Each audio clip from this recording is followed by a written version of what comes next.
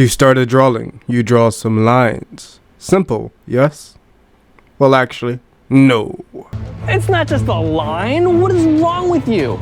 It is so much more than that. I've spent almost 2 years lackadaisically drawing and practicing the basics of line, with the goals of making animations and comics. So let me tell you how I've improved on drawing lines. For lines can convey a vast array of things, from dynamic movement through gestures and action lines, a myriad of perspectives and emotional complexities. The way the outlines of a character can show speed and power, the immense detail of the background and the shading, all dependent on lines.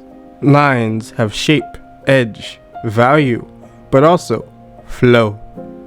When I first started drawing, there were 2 things I lacked: line weight and shading.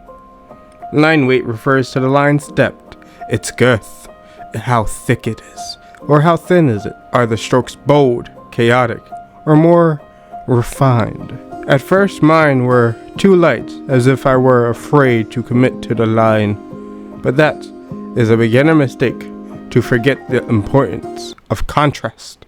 I'm still going through various art programs and courses, working on getting over my gripes with color and shading, but light and shadow is another key fundamental I slept on. For shading is what gives your art more believability, since light touches everywhere.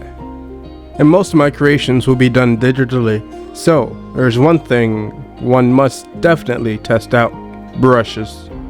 I use Clip Studio Paint, wherein there's a bunch of tools, and even a store, to get more. I went around town on the internet finding custom brushes from the store and artists I like, and I'm still experimenting with them, but when I started all I used was the G-Pen and watercolor brushes to try to color. Now I'm trying to explore all the assets under my command to find out which ones are truly worth using. And I recommend the same type of experimentation for all digital artists. Experimentation is the key to progression. Currently, my favorite brushes for line art are from 2 artists that I admire, Jasmine Darnell and Marc Brunet. Learning how to draw lines, hold the pencil, and move your arm to make the line and the complete piece is the first step that I think took me way too long.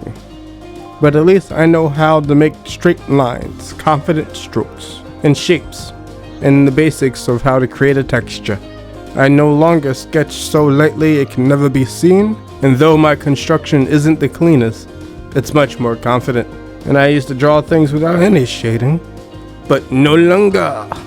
Subscribe and follow along the journey as I complete a bunch of these art books and art programs from other YouTubers and industry professionals, as my goal isn't to just be an artist, but a storyteller over comics and animation. Support the Patreon, support the Kickstarters, the Webtoons. Next time I'll go in depth about something else and how I've improved upon it, since my plan is to be able to draw everything, so pointing out my own mistakes more critically is one way to progress, and I'm only at the beginning of this journey, where it's all about progression.